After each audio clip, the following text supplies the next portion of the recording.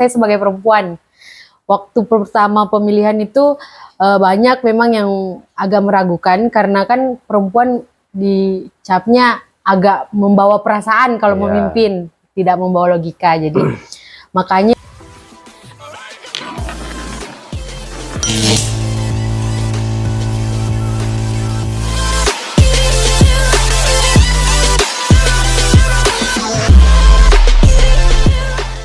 Om Swastiastu, Semeton, sahabat Cahaya Dharma dimanapun berada, sehat selalu, Tadastu Egenamastu, selalu dimudahkan rezeki para sahabat.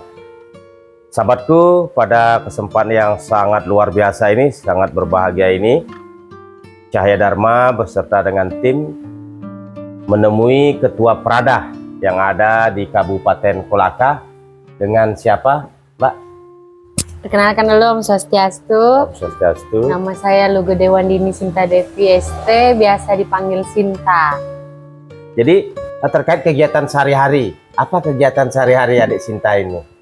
Nah, kebetulan kegiatan sehari-hari lagi diamanahkan sama pemerintah daerah Kabupaten Kolaka sebagai tenaga profesional untuk editor di bidang medianya, sebagai editor, terus pembuat narasi, voice over, dan desain grafis untuk pemerintah daerah Kabupaten Kolaka, termasuk menghandle untuk media sosial pemerintah daerah Kabupaten Kolaka.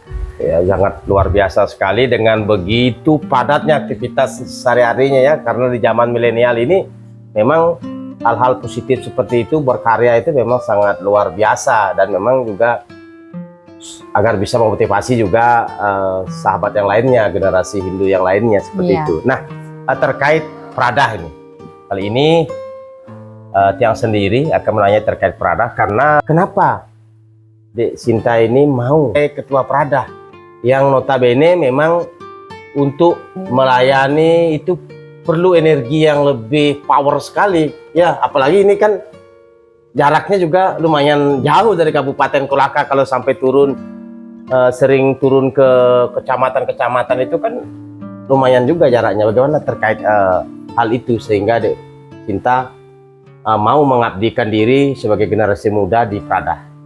Nah, jadi Prada Kolaka itu kalau mau dibilang adalah wadahnya pemuda Hindu di Kolaka. Jadi untuk menjadi ketua DPK Prada Kolaka itu banyak rintangannya sebenarnya. Yang pertama waktu pemilihan, karena mungkin saya kuliahnya di Kendari, jadi mungkin beberapa pemuda yang ada di Kabupaten Kolaka lihatnya saya jarang ngayah di Kolaka gitu. Tapi di Kendari pun saya juga membuat organisasi seperti ini, yaitu namanya PMH, Persatuan Mahasiswa Hindu di Fakultas Teknik Unhalu begitu. Jadi dengan background saya yang itu, saya ingin menyatukan umat Hindu di Kabupaten Kolaka yang terkhususnya pemudanya itu dengan memasuki DPK Prada. Karena kalau dilihat sendiri rintangan yang saya jalani bukan hanya sekedar jarang dilihatnya di Kabupaten Kolaka, tapi karena saya sebagai perempuan.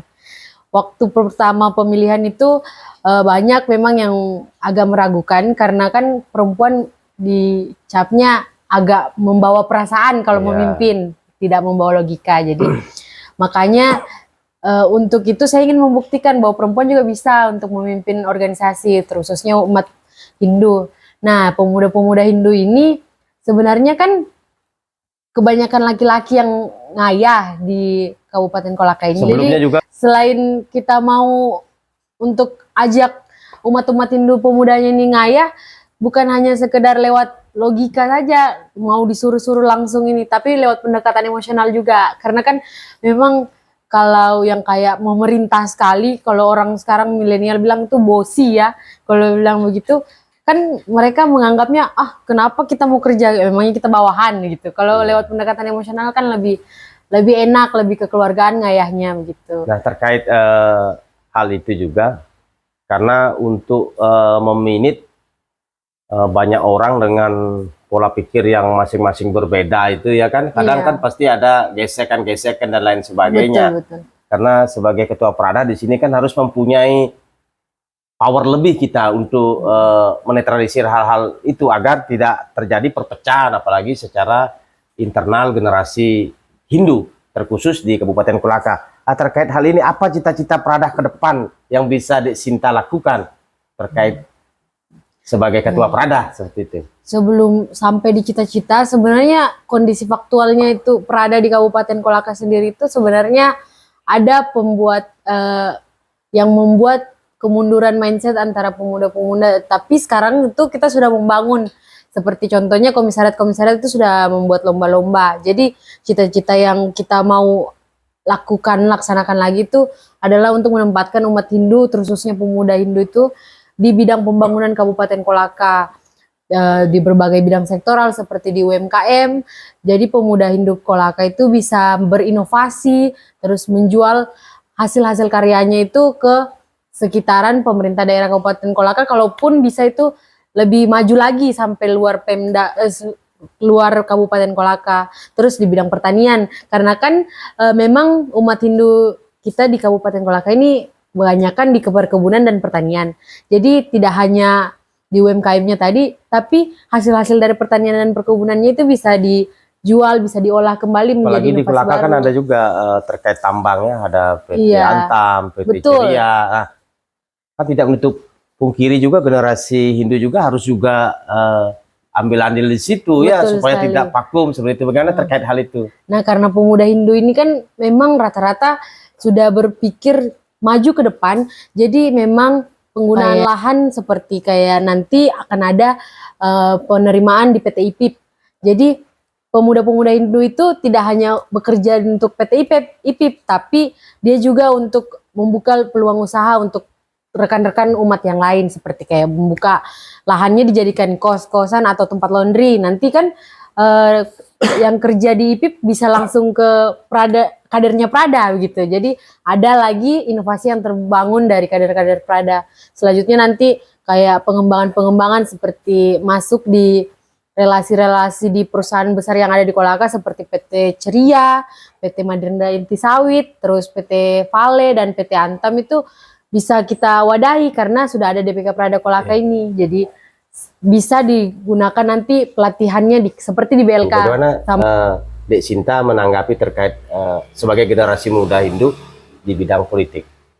Oke, ini sebenarnya topik yang sangat menarik ya Bli, karena hasil dari Rakernas kemarin di Jakarta itu memang Ketua DPN mengatakan keputusannya adalah kader-kader Prada ini turun di politik supaya untuk mengubah sistem dan mewakili suara-suara umat. Harus berani ya, iya, generasi harus muda masuk di dalam sistem itu.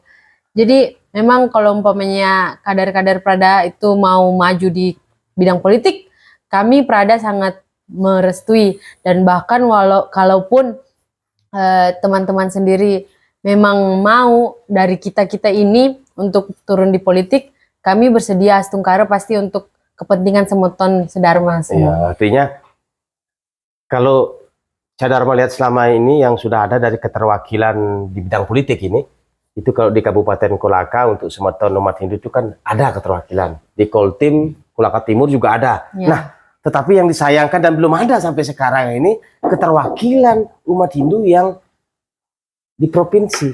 Nah, apakah Dek Sinta ini tidak mau untuk mengabdikan diri agar setiap program kita lakukan terkait di Prada ini bisa nanti jalan, bahkan kita mempunyai kewenangan juga di situ.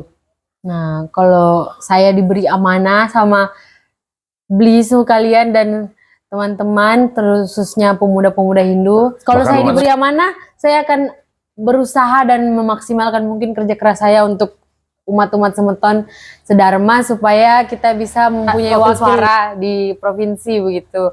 Karena memang kita ini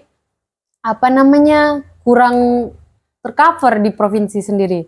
Walaupun di Kabupaten Kolaka dan Kabupaten Kolaka Timur sudah tercover, jadi memang kita di provinsi ini memang agak kurang sejalan lah begitu. Jadi kalau umpamanya saya diberi amanah, Astungkara saya pasti akan kerjakan. Jadi mungkin hanya itu sahabat yang bisa kita podcastkan. Semoga ini menjadi motivasi kepada generasi muda terkhusus yang ada di Kabupaten Kolaka dan umat Hindu dimanapun berada. Dan akhir dari bincang santai ini juga sudah malam ya. Iya. Kita juga tetap antusias.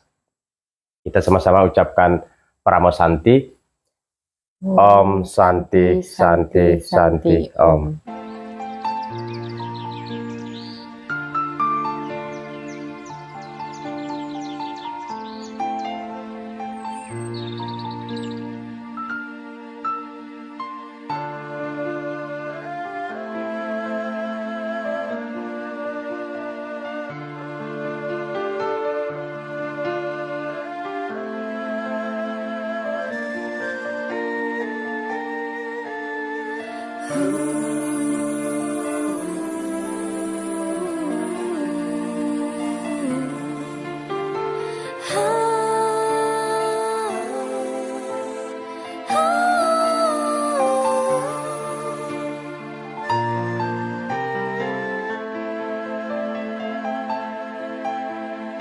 Oh